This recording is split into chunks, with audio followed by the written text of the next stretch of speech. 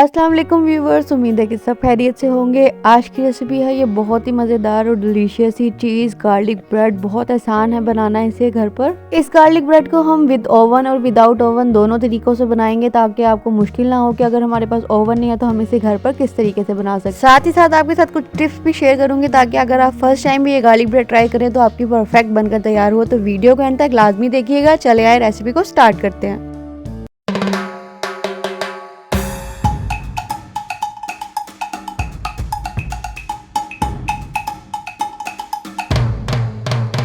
सबसे पहले हमने ब्रेड की डो बना ले लिया है, जिसके लिए मैंने यहाँ पर 2 कप मैदा ले लिया है।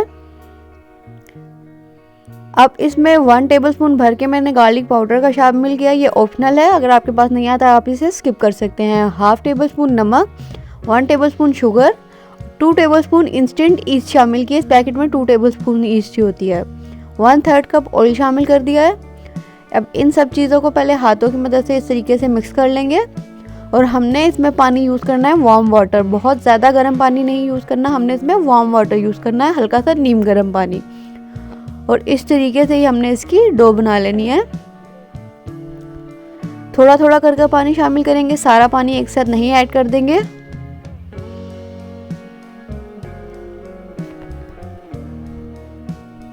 अब ये जो है डो फॉर्म में आ चुका है, लेकिन हमने इसे रेस्ट करने से पहले इसको अच्छे से नीट करना है 5 से 7 मिनट तकरीबन। ज़्यादा से ज़्यादा आपने इसे 7 मिनट के लिए इस तरीके से हाथों की हथेली की मदद से इसे नीट करना है। ये नीटिंग प्रोसेस जो है डो को राइज होने में बहुत हेल्प करता है। बहुत अच्छी सी डो जो है हमारी राइज हो जाती है। जिस बाउल में हमने इसे रखना है उसको ऑयल के साथ अच्छे से ग्रीस कर लेंगे और फिर इसे कवर करके 1 घंटे के लिए किसी भी गर्म जगह पर रख देंगे। मैं इसे माइक्रोवेव के अंदर रख दूंगी। और अब इसका गार्लिक बटर तैयार कर लेते हैं, जिसके लिए हमने फ्रेश गार्लिक लेना है। 5 to 6 क्लॉव्स मैंने यहाँ पर गार्लिक के ले लिए और इसे इस तरीके से फाइन चॉप कर लिया है। अगर आप क्रश करना चाहते हैं तो वो भी कर सकते हैं। फ्रेश कोरिएंडर धनिया के पत्ते ले लिए हैं, इसको भी अच्छा सा फाइन चॉप कर लेंगे।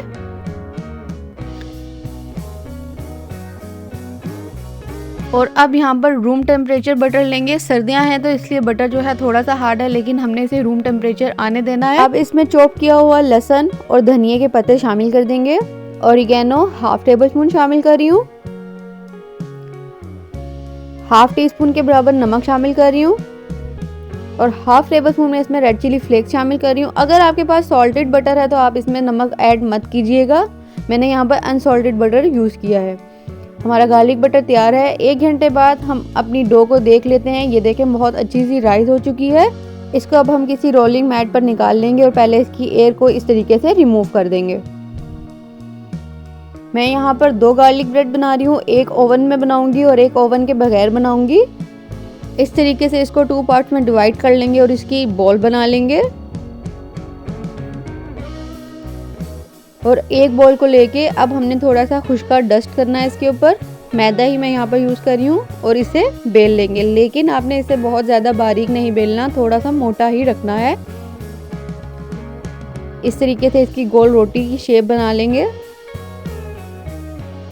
और अब दरमियान में हमने इसमें अपना तैयार किया हुआ गार्लिक बटर ऐड कर देंगे और इसे अच्छे से स्प्रेड कर देंगे इस तरीके से। आप इसमें फिलिंग भी कर सकते हैं, स्टफ गार्लिक ब्रेड भी बना सकते हैं। मैं यहाँ पर आपको प्लेन गार्लिक चीज़ ब्रेड बनाना सिखा रही हूँ।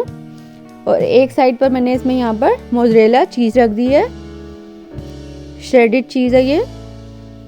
और इसको इस तरीके से बंद कर देंगे। बहुत ज़्यादा प्रेस नहीं करना, बस हल्के हाथों से इस तरीके से इसे टैप टैप कर देंगे।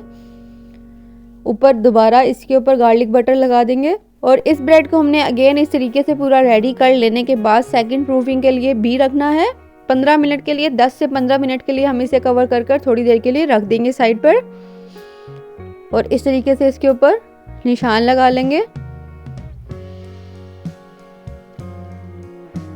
और जिस ट्रे में हमने इसे बेक करना है उसको मैंने पहले से प्रिपेयर कर लिया था, ग्रीस कर लिया था ऑयल के साथ और बटर पेपर लगा दिया था।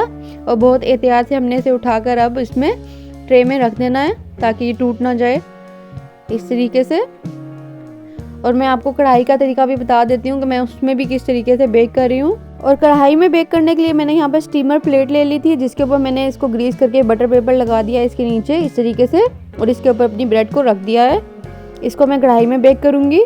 और सेकंड ट्रे को मैं यहाँ पर ओवन में बेक करूँगी। ओवन को मैंने पहले से प्री हीट कर लिया है 15 मिनट के लिए 180 डिग्री सेंटीग्रेड पर। कढ़ाई को भी मैंने पहले से गर्म कर लिया था और इस तरीके से इसे 20 से 25 मिनट के लिए हमने लो टू मीडियम फ्लेम पर रख दिया था।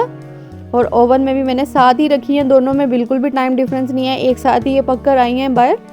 और अब हमारी ये कढ़ाई वाली देखें बिल्कुल तैयार है। इसमें यह है कि थोड़ा सा कलर कम आएगा, लेकिन जो ओवन वाली है उस पर कलर ज़्यादा आएगा। इसको मैंने ग्रिल से कलर दे दिया था। कढ़ाई में और ओवन में कोई डिफरेंस नहीं है, सिर्फ कलर का डिफरेंस है। बहुत अच्छी परफेक्ट बेक होकर आई हैं ब्रेड हमारी, इसलिए आपने बिल्कुल भी टेंशन नहीं लेनी कि अगर हमारे पास ओवन नहीं है तो हम इसे घर पर नहीं बना सकते। हम इसे बिल्कुल घर पर बना सकते हैं और बहुत ज़्यादा मज़ेदार बना सकते हैं बाहर की निस्बत। तो ये देखें बहुत सॉफ्ट चीज़ी गार्लिक ब्रेड हमारी घर पर बनकर तैयार हो गई है, बहुत मज़ेदार बनी है। शाम की चाय के साथ या नाश्ते में आप इसे बनाकर रख सकते हैं। एक दफ़ा बना के 1 हफ्ते के लिए किसी भी एयरटाइट जार में स्टोर भी कर सकते हैं, ये ख़राब भी नहीं होती। वीडियो अच्छी लगे तो लाइक शेयर एंड कॉमेंट कर दीजिएगा और मुझे अपना फीडबैक ज़रूर दीजिएगा कि आपको ये रेसिपी कैसी लगी। मिलती हूँ आपसे एक नई रेसिपी के साथ, अपना बहुत ख्याल रखिएगा। अल्लाह हाफिज़।